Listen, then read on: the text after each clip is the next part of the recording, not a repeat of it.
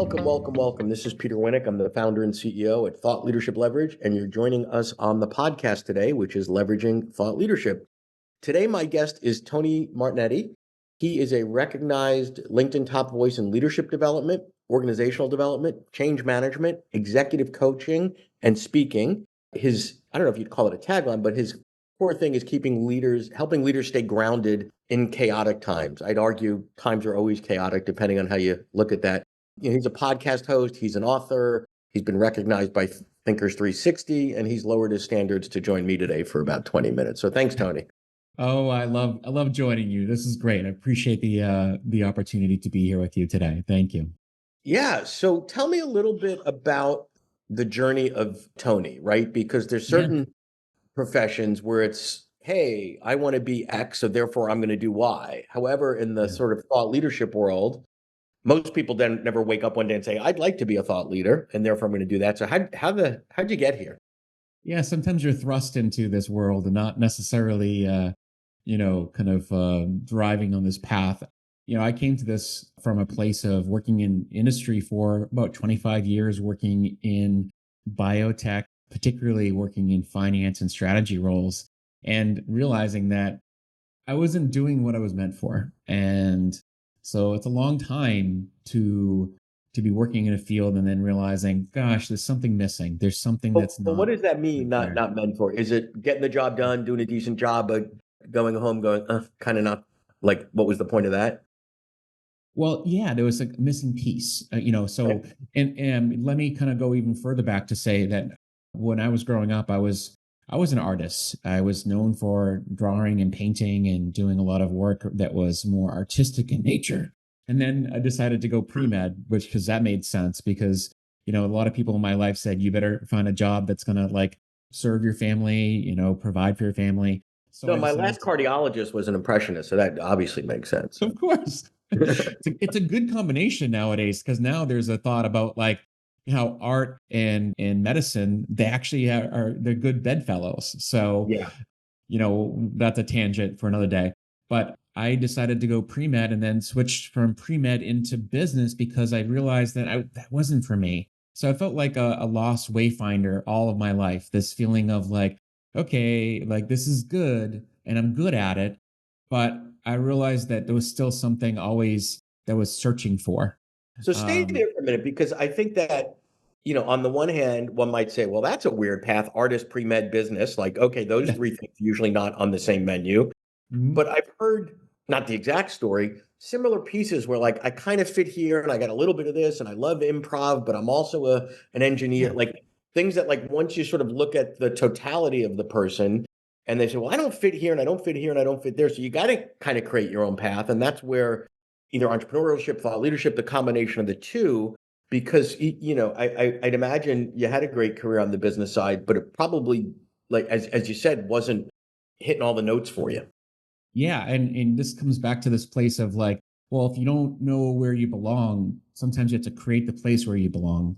And I Yeah. think that's where you start to thrust yourself into a place of, well, I may have to forge my own path to Right. belong to myself, to borrow a little bit of a Brene Brown. That's scary. It takes a lot to give away the steady paycheck and insurance and all that sort of fun stuff. And then the other piece that I've seen, and I'd love to hear your take on this, is a lot of thought leaders say, okay, great. So here's the path that I'm going to take, right? So Mm, I'm going to go this way, whatever. But they do it a little bit too sheltered, myopic, whatever, because there has to be that intersection of what am I really great at? What would jazz me? And oh, by the way, would anybody pay me for this? Right? yeah, yeah, Yeah. So yeah. how did you like thread that needle? Because that's really hard. Yeah, I think first of all, and this comes back to a model I often tell people about, which is about expand your vision, narrow your focus. I had to curate and think about like the things that do light me up, and that is about exploration and curating and thinking about the things that really do make me come alive. You can't go in and focus and say, I'm going to do X for Y and do it this way. I had to first get expansive and say, okay, what's possible first Right. before narrowing down and saying this is who I'm going to serve and how. I had But to what spend was some part time. of that getting to what is possible for you? testing the marketplace, because that's where I was going before. I think sometimes what happens is thought leaders might be a little bit introverted, introspective. They spend all this time thinking, and then Yeah. they're afraid to road test it versus sort of the Yeah. classic entrepreneurial mindset is ready, fire, aim versus ready, aim, Yeah. aim, aim, aim, aim. One of my favorite things to tell people about this is curiosity conversations, which, this is something that Brian Grazer talks about in his book, Yes. The Curious Mind. But curiosity conversations are these conversations where you just don't come in with this is what we're going to do, but it's more about exploring and figuring out, well, what are some things that are on your mind? What are the things that are your problems, your pain points? And so I think that's what led me to the path of figuring out what I wanted to do is just talking to more people. So conversations unlocked a lot of the Yeah. things that I did. It wasn't through just introspection. Let's fast Yeah. forward. So, in the introduction, there are a lot of things that you've got, right? I'm an author, Mhm. I'm a podcaster, I'm a keynote speaker, on and on and on. Yeah. Tell me, as if I'm a 7-year-old, which some might argue I am, who pays you to do what?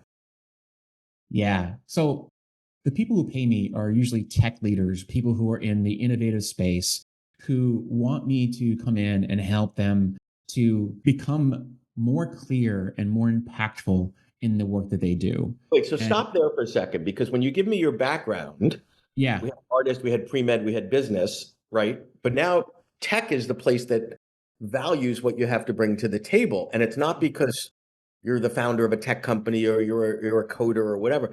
So that's interesting. Like, how did you land on tech? Because I wouldn't have guessed that.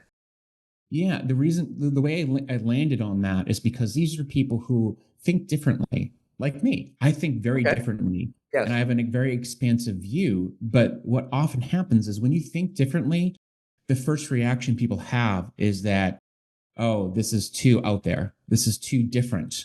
And people don't necessarily want to hear it. So you have to find ways to connect with that audience. Okay. And that might mean, how can I bottle this up, create Yep. ways of connecting with other audiences, and make sure that I'm connecting with the people who have to execute on the things that I'm doing. Now, did you have to kiss a bunch of frogs in terms of other industries before you landed on tech? Oh, absolutely. And I still to this day spend time on in tangential Yeah. industries. I've done work with Warner Brothers and with insurance agencies and things like that, which are fun. And I think that I learn a lot through that. But Mhm. ultimately, tech is what I realize this is the area that I most enjoy, Okay. and these are the people who get the most value from me. Got it. So we just heard the word insurance agency and fun in the last sentence. I don't remember the last time that's happened, but I'm duly. So you landed on tech, and what are they paying you for? What's the before and after? What are they hoping to achieve by working with you? Yeah, first of all, there's a lot of frustration and feeling this like they're just not being heard and feeling like there's more to be done and that they're not really getting through their voice heard in the room.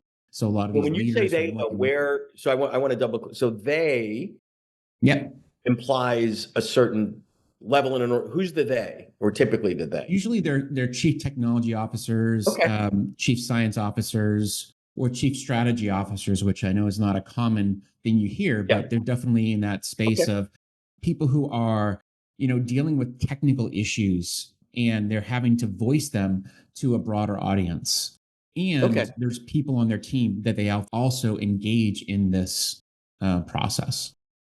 So I love the laser focus there, and then the way that you help them is what, a combination of coaching, advice. Like, what's the ways Yeah. that support that client base? Because I love that we went from tech to no chief tech, like, laser Yeah. focused, who the folks are. And I think a lot of thought leaders come from the school of, well, so many people can benefit from what I have, and it's like, no, no, no, no, no, no, no, because now the next time a CTO calls you, you have incredible credibility. You can say, I've worked with 20 people just like you in these type of situations, and without having to say it out loud, it's therefore I'm your guy, right? This is a Yeah. no-brainer. Versus if one day it's a CTO and one day it's I don't know, a creative director at an art agency or an ad agency, and like on and on. So give me a sense of the sort of the types of problems that you're solving for them. Yeah, I mean, one of the biggest challenges I've just recently started to work with is this idea of breaking down silos in their functions. And Sure. there's a lot of challenges of dealing with different teams trying to do different things, and how do you get people talking together. And so I kind of see myself as the person who breaks down the barriers and in terms of communication between groups. But it starts with that leader coming to me and saying, "Hey, I know there's more we can do, and I know there's more we can impact in this organization by really getting people talking together. And I need your help to come in and help me facilitate that process." Okay. So I'll come in as an advisor and a coach, as what you said earlier. It's not just coaching, it's advising too, Yeah. and working with the team as well to the extent that that's what's needed. If you're enjoying this episode of Leveraging Thought Leadership, please make sure to subscribe. If you'd like to help spread the word about our podcast, please leave a 5-star review at ratethispodcast.com/LTL and share it with your friends. We're available on Apple Podcasts and on all major listening apps, as well as at thoughtleadershipleverage.com/podcasts. And how much of the work that you do requires Tony to be in the room or the Zoom versus derivatives of your thinking and thought leadership that could be licensed or productized? I love the way you think, Peter.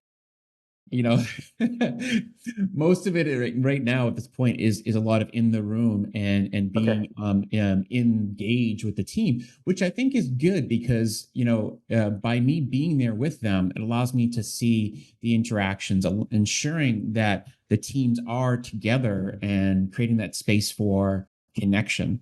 Because I think that's really important. But as time goes on, I do want to find ways to productize that to an extent that allows them to say, here's the structure, here's the process, you can follow this path. Got it. And I want to touch a little bit on the place, at least from my experience, where most thought leaders, authors, advisors, coaches, consultants struggle the most, and that's on the sales, marketing, business development side. Doing the work. Like if I were to magically just pick you up and say, oh, tomorrow morning at 2, here's the CTO, he's having this problem, boom, boom, boom, you can knock that out of the park. Right. Yeah. But the whole part about finding clients and marketing and positioning, I don't know. Lots of thought leaders, like that's where they choke. That's where they struggle. That's where they have a tough time. How do you wrestle with that? Yeah, I was just writing an article about this, and it's something that I struggle with, but that's why I wrote an article about it, because you have to write what you don't know. Well, there's a piece I'm about to do on.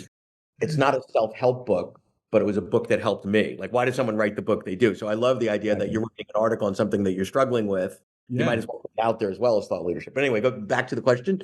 Yeah. So first of all, it's about I call it affiliate, associate. Sorry, generate. So you'll read the article and you'll get back to me on the third point. Exactly. I'm still working on it. Generate. Only 2/3 done, obviously. Yeah, they're all 8s. But I think that the key thing here, so when it comes to affiliate, I mean, first of all, knowing that, collaborate was the word I couldn't think of. Okay. So affiliate comes down to this idea that like we have to find other people who have skill sets and expertise and bring them to the table. The more we can refer other people, curate resources, then that becomes a golden tool to bring into other businesses. So I'm a curator of experts, I like to say. And by doing so, that becomes like a great way for me to enter an organization and say, hey, I have a person for that. I have a guy, I have a girl for that. There's a technical term in New York we use for that. It's called got a guy, right? Yeah, exactly. Right. Associate is figuring out what groups are you part of that are actually going to help you to unlock not only your own the network that's going to give you referrals, get you the business you need to, but also your learning and your professional and personal development to keep you on your edge.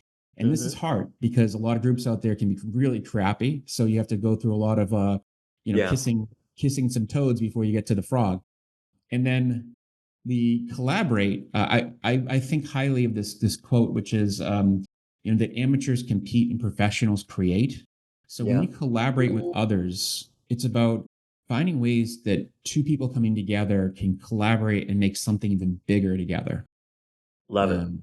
And I think the other sort of thread to that I would add is the mistake that lots of thought leaders make, at least early on, is okay, I don't like the marketing and sales thing, but I'll do it a little bit. Then I get some Yeah. clients. Now I'm really, really busy, so I don't have to do it. Right. And Mm. then the projects dry up as they inevitably do. And then you come up for air and your P&L looks like, the EKG of a cardiac victim, right? Like that you have to constantly do it. And the amount of marketing and thought leadership that you're putting out in the world shouldn't be an inverse to how busy you are. It needs to be Yeah. done even when you don't need it today, because we always need it. So how would you respond to that? Yeah, I mean, I won't say that I've completely figured it out, but I think that's one of those things that we need to, from time to time, step away and say, okay, where am I balancing my load? Where am I keep creating that sense of okay connection to what's going on next? I came from a finance background, so Yeah. I realized that there's a sense of like looking ahead and planning for the future, and Yes. knowing that if I don't spend time on those things, then I will be in trouble. There's a sense of planning for the next while also living in the current. And I think some of that requires tools and other things to make sure that Yeah. the content is getting out there and the thought leadership is getting out there and those marketing things are happening regardless of, just Tony have a busy day or a light day today. Exactly. Which I didn't mention the last of the things that I was going to say, which was generating content. I think it's so important to continue to generate content that plants seeds for the future, and consistently doing it Yeah, is 100%. so key, because those are the things that also can plant seeds for future What opportunities. when I like what you said earlier in that, yeah, I was struggling with that, so I decided to write an article about it, right? So I love this idea of, we're all lazy, but we don't have to keep things in separate buckets. You could conflate content development with business development. You can create, connect it with something that you're struggling with. It doesn't need to be, I'm spending 2 hours on creating great thought leadership, then a different 2 hours on business development. Like I would look at all the different things that you have to do and say, how can I connect the dots here? Right. Yeah. And if I'm struggling with this issue, others might, and it might be an opportunity to relationship build. Let me reach out to some folks and get some quotes for the article. Like I love that way of thinking as well, Tony. There's two words that come to mind when I think about what you just shared, and it actually is something that drives me a lot, is connection and leverage, right? Yes. Leverage is really about finding ways to do more with less, Yes. not more, to make more impact with less. And Mhm. that might mean taking two things and doing them at the same time, because they create more of an impact by doing them together. Writing an article that actually solves a problem for you, or collaborating with somebody else on something that is going to drive the needle in your business. And connection is a very, very big part of this. I've recently started to see connection as like we need to connect with some people who we haven't talked to in a long time, and say like, where have I not really closed out or connected with people who I need to talk to? I've recently been talking to some people who I went to my MBA program with, like, 20 years ago or so. And I've found that that's actually something that I felt bad about, but also has been fruitful. We've been having some great conversations and saying like, how are we going to work together? Well, and I think that's interesting is that people tend to think of different phases of their life as different chapters as isolated. So now, I love your thinking like, wait, my MBA cohorts, do they know what I'm doing today? And how could they be of help to me? Because even though we had this relationship might be 20 years ago or whatever, I could respark that. Chances are someone that was getting an MBA 20 years ago, 20 years later, might be someone that you'd want to be of interest, whether you lost touch. And usually we lose touch with people, not because we don't like them anymore, or care about, just life happens, right? In life. So Yeah. having the courage to reconnect and say, hey, I'd love to update, tell you what I'm doing. Cool. Well, as we start to wrap, anything, you've been at this quite some time now. What would you say to someone that is in the situation you were in, whatever, when you started down the thought leadership journey some years ago? 10 years ago or something, what would you tell them in terms of advice? Yeah. First of all, have more conversations, talk to more people. And even the people who, like, just getting out and having conversations with people who you wouldn't normally expect, open up a door to new learning. If you go in with an open mind, you might find that they have connections that would create momentum for you. The most unexpected places. And I'll just share one thing that I learned early on. Some of the most unreachable people are reachable.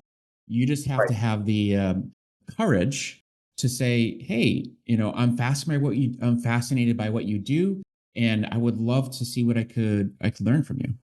I think that's totally true. People think some of the folks they follow, some of the thought leaders, oh my, they're in the stratosphere. They love their stuff. So if you reach out to them in a really thoughtful way, they tend to be fairly generous. Most, there are a couple jerks out there, right? But they tend to Yeah. be really good and generous and want to engage in that intellectual sparring and great conversations. I love that. And that feels better for most people than, oh, I've got to put my salesman hat on today, right? I'd love to have Exactly. great conversations around a topic with an expert in that domain. So this has been great, Tony. I appreciate your time and appreciate you. And thank you for joining us today. Thank you so much. It's been a lot of fun. To learn more about Thought Leadership Leverage, please visit our website at thoughtleadershipleverage.com. To reach me directly, feel free to email me at peter@thoughtleadershipleverage.com. And please subscribe to Leveraging Thought Leadership on iTunes or your favorite podcast app to get your weekly episode automatically.